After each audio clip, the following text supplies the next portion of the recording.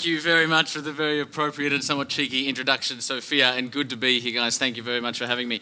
I'm here today to talk about what is the value of a university degree, and trust me, the irony of being at Macquarie University talking about the effectiveness of higher education is certainly not lost on me.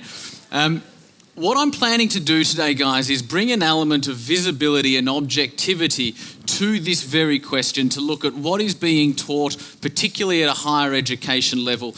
Is it useful for the students, and is it what the world needs? I think that for probably the last 50 years, we've had a cultural paradigm in our societies that suggests that university is almost an inevitable stepping stone to creating a life and a career that is meaningful and successful. And in my view, that is becoming less true.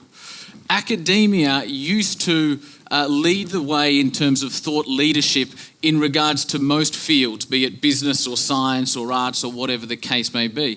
And by virtue of the rate of change in the real world today and how dynamic, the whole planet has become, what the research is now telling us is that traditional education institutions, by virtue of their size and by virtue of their bureaucracy, are set up and are educating people perfectly for a world that no longer exists. If we were to look at higher education institutions in a traditional sense, through a commercial lens, we would probably deem them to be mature enterprises, which is quite large, very comfortable, resistant to change, and sometimes overpriced. The world is now starting to respond to this problem. One of the things we've seen recently is one of the most prestigious and largest accounting firms in the world, Ernst & Young, has removed their criteria for needing a university qualification in order to apply for a job. The reason that they did this was that they had their HR and the human resources department go through the research, and it actually indicated that success in higher education did not correlate to success in a career or building a successful life. So I think we need to question for up and coming generations what is being taught, is it worth it, and are we genuinely preparing students for the real world that they will inevitably one day step into? Right now, the sentiment of particularly industry in the business sector is that there is a skill gap between what is being taught at university and what is going to make somebody valuable in the workplace. 42% of employers believe that graduates are adequately prepared, meaning that somewhere along the line there is a gap between what we are learning within the four walls of a university and then what is actually required when we step out into employment. Now, the solution for this up until now has been work placements, where students throughout their university degrees will go out into a workplace for a couple of weeks or a couple of months each year and get their real life experience by going out into real world environments. That is a very useful tool. However, for those that speak to students, and the room today is full of students, and I know that you all speak to each other, what these work placements unfortunately often achieve is that the student gets to the end of their work placement and then purely is questioning, why am I studying at university given that what I have been learning within the four walls of the university didn't actually prepare me nor correlate to what I was required to do, or the thinking or the level of conversations or the output required when I stepped into this workplace environment. So they're actually coming back into the classroom disheartened after going into these work placements. And rightly so, they're questioning, should I even, is this the most effective path for me to engage in education? As I said, rightly so, 53.6% of graduates are coming out of university and college globally, and they are unemployed or they are underemployed, meaning they either don't have a job or they are working in a job that doesn't require them to have the degree that they've just worked and paid for 3 or 5 or 7 or 8 years or whatever it might be in order to attain. What this means is that the value of a tertiary qualification in today's world is far less than what it used to be. in previous generations, having a university or a college qualification, a higher education qualification, almost guaranteed that you would step into a job in that particular field. However, that is no longer the equation. By virtue of there being far more degrees and far more qualifications out there in the marketplace, and by virtue of a changing world and the global financial crisis and all of these different forces that are now coming into play, I would bet that there's a lot of people in this room that have, travelled in taxis with taxi drivers that hold an MBA qualification. And there's nothing wrong with driving taxis, but that's not why somebody goes to university for 5 or 6 or 8 years. The world is now very rife with people who are overqualified and have skills that no longer correlate or have any direct application to the real world.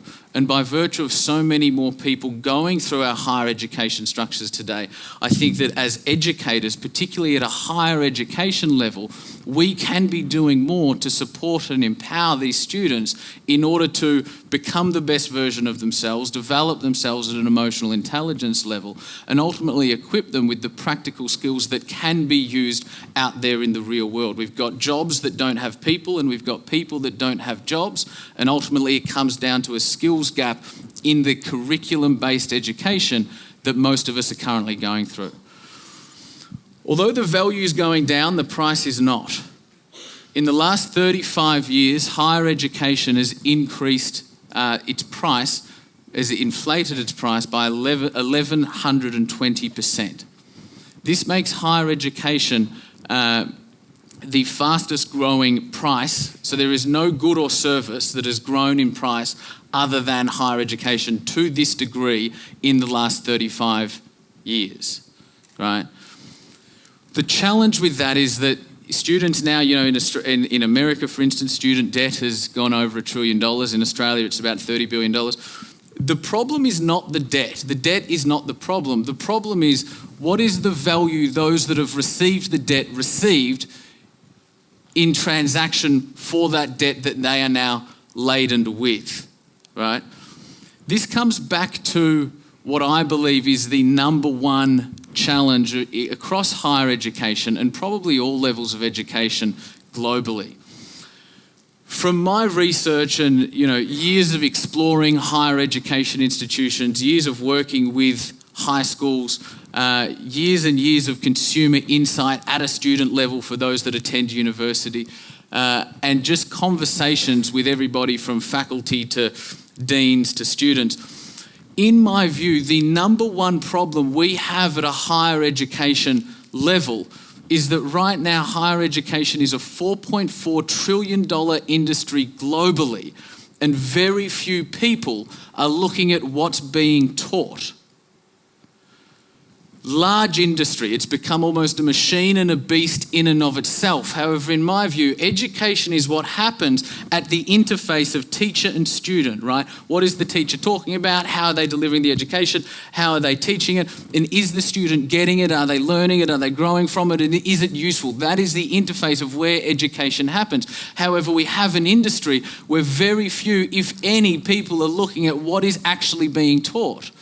In some universities, the KPIs are actually backwards. If they develop a piece of content, it's about how long can we keep that piece of content in play for. So in a lot of instances, faculty are incentivized to not update content and curriculum, which is scary given the rate of change in the real world. This point is probably best highlighted if we look at the most respected university in the world, Harvard University over in Boston. If we go back to 2012, and I'll tell you why in a second, but if we go back to 2012, Harvard did revenues of $4 billion that financial year.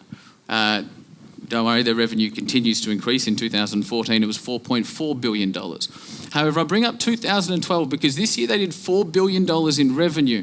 That same year, one of their professors, a guy called Clayton Christensen, was speaking to the Higher Education Appropriations Committee in Utah.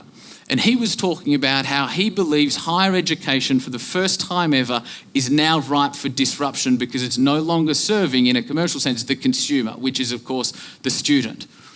What Clayton was saying was he believes the number one reason for this is because We have large institutions that are spending a lot of money and investing a lot of money in a lot of things. However, at Harvard for 2012, as is the case for most other institutions, as is the case for every year previously, their budget that year in 2012, when they did $4 billion of revenue, their budget that year for making teaching better was $0. I recently went over to Babson College in Boston, right near Harvard. And for a similar reason, I'm always sort of researching world's best practice when it comes to education. Babson are held up globally as the world leader when it comes to entrepreneurial education. We were in one of their entrepreneurial finance lectures. They were using case studies from corporate America from 30 years ago. So entrepreneurial finance is relating to early stage, high growth businesses. However, the case studies and therefore the lecture and therefore the education that we're discussing is from corporate America. So you're looking at balance sheets with tens of billions of dollars from 30 years ago. And as somebody that's been in business for themselves now for about 11 years, I can tell you that those case studies are simply not useful. If anything, they're counterproductive for those looking out to go out and embark on an entrepreneurial career. The world is already finding its own solution to this education problem, right? I believe that higher education, as Clayton Christensen suggested, will be disrupted and will continue to change in the coming years. And as we saw with Ernst & Young, corporates and businesses and culture, it's all starting to shift. What concerns me as still a young person in an up-and-coming generation is that what hasn't shifted is the cultural paradigm that we should all go to university if we're accepted into it almost without question, almost at any cost. And that's the paradigm that I think we need to shift. University can be incredibly productive. University can be incredibly useful. However, I think we need to look at it objectively and ask what is being taught, is it going to be useful for me, and what path is right for me? If I talk to up-and-coming generations and students for a second, the three pieces of advice that I would give to this particular problem is this. Number one, question it. Approach your education with the same objective thinking that your university encourages you to apply to your assessments and the world at large. No longer can higher education get away with relying on a cultural paradigm for their value in 2015. So question it. And in questioning it, you might still decide to go to university, which would be a great decision, provided it's been made using the right criteria and thinking through the right lenses. For those of you that decide not to go down a higher education path or not to engage in higher education, you will still do your apprenticeship. And I don't mean in a formal sense, I mean in a practical sense, right? I am a massive advocate for education. Massive advocate. I think that, to grow as people and to evolve as human beings is the number one reason why we're here, right? It's just that we need to take responsibility for our own education and look at university and higher education as one piece to that puzzle and think about how are we educating ourselves and how are we growing into the person that will ultimately be able to build a successful career and make a valuable contribution. The second thing is master mentee. It's been proven that this skills gap that exists between higher education and industry can be closed by those with real work experience. So if you are going through a higher education process at the moment, one of the most valuable things you can do is go and work for organisations while getting your education, even if that means working for free. And we're not going to walk into our dream job straight away. However, we will be around the right people, having the right conversations, and we will start to get visibility over how the real world works and how real employment places work in order to determine what could be our place, what are we good at, what are our strengths, what are our weaknesses, and where do we fit within all of that, how can we contribute and add value. Master mentee is to learn from somebody with been there, done that experience, and is probably the richest learning experience any of us can have. And lastly is embrace failure. Traditional education at every level teaches us that failure is not a good thing, right? Somebody else has the answers, you don't. They'll give them to you in a textbook, you'll then do an exam, and they'll tell you whether you got the answers right or wrong, and if we get them wrong, then we failed, and that is not a good thing. at a paradigm and conceptual, even contextual level, this is almost the opposite to what goes on in the real world.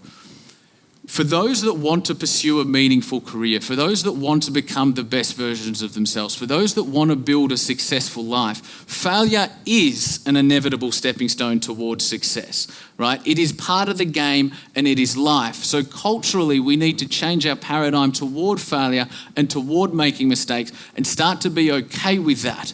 For those of you that are ambitious and do seek out, a really meaningful career and a meaningful life, failure will be an inevitable part of that, and that is absolutely okay. It was Nelson Mandela who said, education is the most powerful weapon with which we can use to change the world. And I, with every cell in my body, believe that to be true. If traditional education is no longer leading the way in terms of education, all it means is that we need to take more responsibility as up and coming generations, even if we are going through university and going through college and all of that sort of stuff.